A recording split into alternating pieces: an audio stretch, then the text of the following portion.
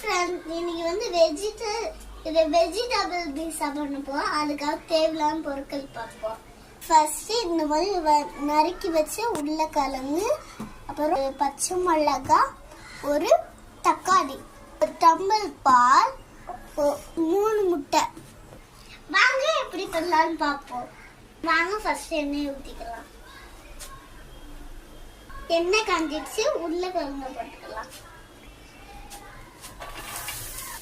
வாங்க 2 நிமிஷம் மூடி போட்டு வேகட்டும்.